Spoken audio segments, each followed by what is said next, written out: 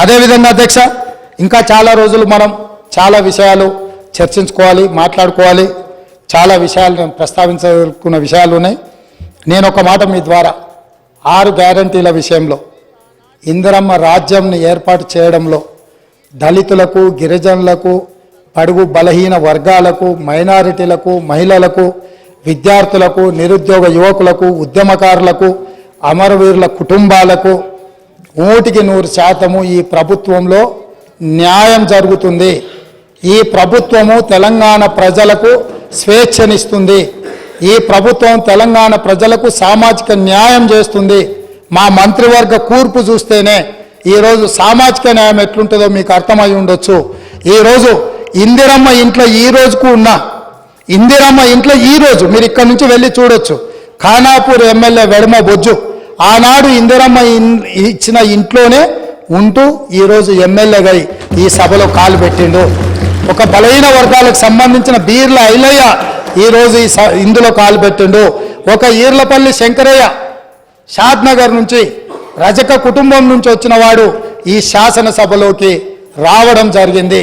ఇట్లా చెప్పుకుంటూ వెళ్తే అత్యంత పేదలు, నిరుపేదల నుంచి వచ్చిన వాళ్లకు ప్రజలతో ఉన్న సంబంధాలు, అనుబంధాలతోని మందుల శామ్యుల్ మీరు అణిచివేసి తెలంగాణ ఉద్యమంలో ఉండి మీతో ఉద్యమంలో మొదటి నుంచి చివరి వరకు ఉన్న మందుల శామ్యుల్ని మీరు అనాథగా వదిలేస్తే 50,000 రూపాయల నగదు లేకపోయినా 52,000 ఓట్లతో కాంగ్రెస్ పార్టీ మల్లికార్జున ఖర్గే, సోనియమ్మ గారి నాయకత్వంలో ఎమ్మెల్యేని చేసి ఈ సభలోకి మందుల శామ్యుల్ని, తెలంగాణ ఉద్యమకారుణ్ణి ఈ కాంగ్రెస్ పార్టీ తీసుకొచ్చింది. అధ్యక్ష, కాంగ్రెస్ పార్టీ చిత్తశుద్ధిని ఈ దేశంలో ప్రజలు ఆలోచన చేయనప్పుడు, ఈ దేశంలో ప్రజలకు స్వతంత్రం కావాలి అని అందరికి అవగాహన లేనప్పుడే ఈ దేశ ప్రజలకు స్వేచ్ఛనివ్వాలి, స్వతంత్రం తీసుకురావాలి అని కాంగ్రెస్ పార్టీని ప్రారంభించి ఆగస్టు 15, 1947లో ఈ దేశానికి స్వతంత్రం సాధించిన పార్టీ కాంగ్రెస్ పార్టీ.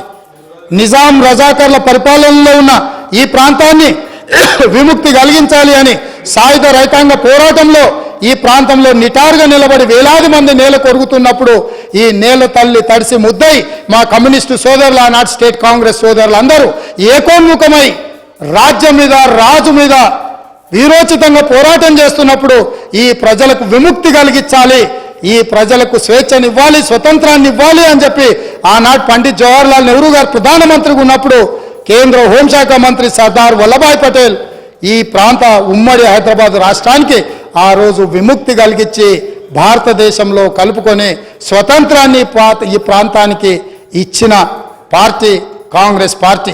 ఈ కాంగ్రెస్ పార్టీ ఒక రామ్జీ గోండును, ఒక కొమరం భీమును, ఒక చాకలి ఐలమ్మను, ఒక దొడ్డి కొమరాయను, ఒక సర్దార్ సర్వాయి పాపన్న గౌడును ఆదర్శంగా తీసుకొని ఒక సురవరం ప్రతాప్ రెడ్డి గారు వేసిన దారులను దృష్టిలో పెట్టుకొని ఒక ప్రొఫెసర్ జయశంకర్ గారు, ఒక కొండా లక్ష్మణ్ బాపూజీ నిర్ణయించిన ఎజెండాతోని శ్రీమతి సోనియా గాంధీ గారు ఈ రాష్ట్రాన్ని ఇవ్వాలి, ఈ ప్రజల యొక్క ఆకాంక్ష నెరవేర్చాలి అని ఆంధ్రప్రదేశ్లో పార్టీకి తీరని నష్టం జరిగిన, కేంద్రంలో అధికారం కోల్పోయిన, తెలంగాణ రాష్ట్రంలో ఎన్నో ఒడిదుడుకులను ఎదుర్కొన్నా ఇంటికొచ్చి కడుపులో తలకాయ పెట్టి కాళ్లకు దండం పెట్టి నమ్మించి మోసం చేసిన ఒక్క మాట పల్లెత్తు మాట అనకుండా క్షమించగలిగిన క్షమా గుణం ఉన్న నాయకురాలు శ్రీమతి సోనియా గాంధీ గారు. చరిత్ర పుటలలో ఎవరు కుటుంబాలు కుటుంబ సమేతంగా సపరివార సకుటుంబ సమేతంగా వెళ్ళి సోనియా గాంధీ గారి కాళ్ళకు దండం పెట్టి తర్వాత వెన్నుపోటు పొడిచిండ్రో చరిత్ర పుటలలో శాశ్వతంగా ఉంది. అయినా ఈ రోజు వరకు శ్రీమతి సోనియా గాంధీ గారు ఏ ఒక్కరోజు కూడా పల్లెత్తు మాట అనలేదు. 2004లో కరీంనగర్ జిల్లా నుంచి ప్రజలకు ఒక గ్యారెంటీ ఇచ్చింది, ఆ గ్యారెంటీని అమలు చేసింది. మళ్ళీ సెప్టెంబర్ 17, 2023 నాడు రంగారెడ్డి జిల్లాలో రాజీవ్ గాంధీ ప్రాంగణంలో ఈ తెలంగాణ ప్రజలకు 6 గ్యారెంటీలను ఇచ్చింది. ఏ కష్టం వచ్చినా, ఏ నష్టం వచ్చినా, ఎవరు అడ్డుపడ్డా, ఎవరు నిలువరించాలి, ఎవరు అభ్యంతర పెట్టినా 6 గ్యారెంటీలను ఖచ్చితంగా అమలు చేసే గ్యారెంటీని ఈ రోజు ముఖ్యమంత్రిగా నా మంత్రివర్గ సహచరులందరి తరఫున తెలంగాణ ప్రజలకు మాట ఇస్తున్నా, ప్రతిపక్షాలను ఇప్పటికి కూడా వారికి విజ్ఞప్తి చేస్తున్నా, మేము విధానపరమైన నిర్ణయాలు చేస్తాం, ప్రతిపక్షాలుగా బాధ్యతాయుతంగా సలహాలు సూచనలు ఇవ్వండి, సహేతుకమైన సలహాలు సూచనలకు ఎప్పుడు కూడా మా మిత్రుడు ఎంఐఎం పార్టీ కావచ్చు, మా కమ్యూనిస్టు సోదరుడు కావచ్చు, భారతీయ జనతా పార్టీ సోదరులు కావచ్చు, ఈ రాష్ట్రాన్ని నిర్మించడంలో, ఈ రాష్ట్రాన్ని అభివృద్ధి పదం వైపు నడిపించడంలో, ఈ రాష్ట్రమే ప్రపంచంతో పోటీ పడే విధంగా ఈ తెలంగాణ రాష్ట్రాన్ని ప్రపంచంతోనే పోటీ పడే విధమైన సంక్షేమ అభివృద్ధి కార్యక్రమాలలో ముందుకు తీసుకెళ్లడానికి సహకరించే ప్రతి ఒక్కరిని అవకాశం ఇస్తాం.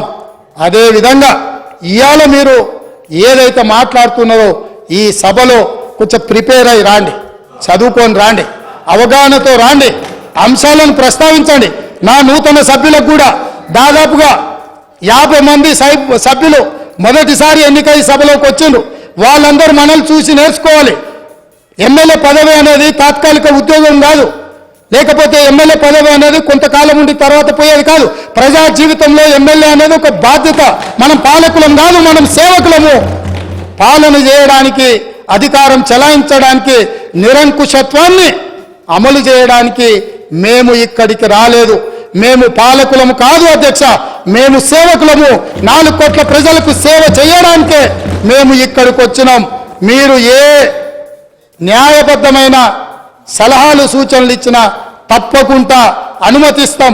ఒకవేళ ఇక్కడ మీకు న్యాయం జరగలేదు అనుకుంటే మీరు నిరసన తెలుపొచ్చు, ధర్నాలు చేయొచ్చు.